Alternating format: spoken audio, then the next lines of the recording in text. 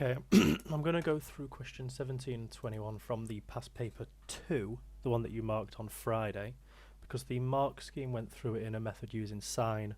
However, you can do this in a method without using sign, because we've not learned anything to do with that yet. First piece of key information from this question is that it's an isosceles triangle of length 7 centimeters. So all these three lengths are 7 centimeters. What I want to do is to find the area of the shaded region. I want to find the area of this triangle, the area of the whole sector, and to the area of the sector subtract the area of the triangle. So if I draw this triangle out one more time, 7, 7, 7. To find the area of this, I need to do base times height over 2. I don't have the height yet, but I can find that through Pythagoras. So we've got a length of 7. This would be 3.5 because I've drawn a line halfway down the triangle. So through Pythagoras, I'm going to do 7 squared subtract 3.5 squared, all square rooted. When I do that, it's going to come out as 6.0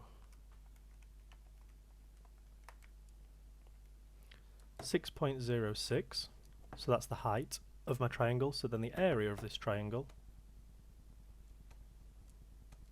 equals to 7 times by 6.06 all over 2,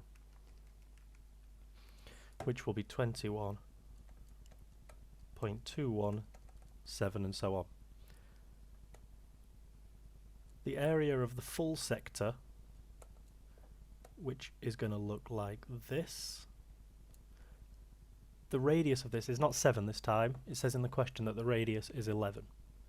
And our angle made from our equilateral triangle would be 60. So we're going to do the angle over 360 times by pi r squared. So 60 over 360 times by pi 11 squared when I do all of this. So 60 over 360 times by pi times by 11 squared. I am going to get 63.355, so on.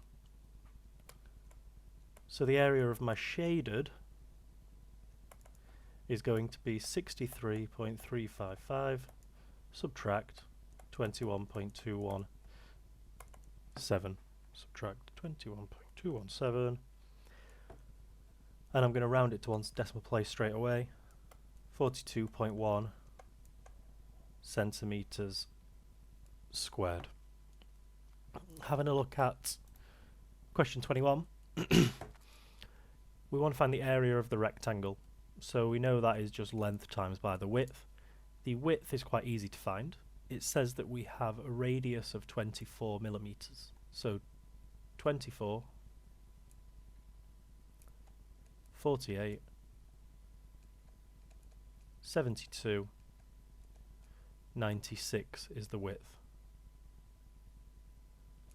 The height, however, is a little bit more difficult. Straight away we can tell, well, this is going to be 24, this is going to be 24, but this dotted length I'm filling in isn't just going to be 48 because we've got a little bit of an overlap around this area. So we've got to do a bit more work to find out what this is. I'm going to create a triangle. That's 1 radius, that's 2 radius, and then 1 radius to the middle. So the triangle I've drawn on my shape, I'm going to draw out to the side.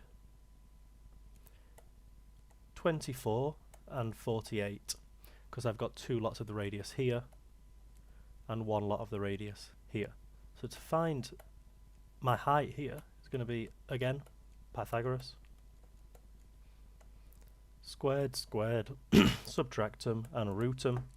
So 48 squared subtract 24 squared, all rooted, gives me 41.569. So then our height is going to be the length of 24 here,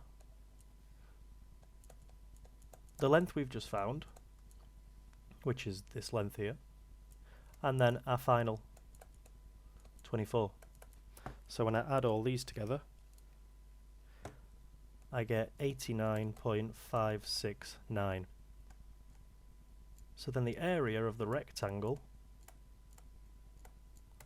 is just going to be 96 times by what we've got, which gives me 8,598.645, and then 8,600 centimeters squared to 3 significant figures. Hopefully that has helped some people. Thank you.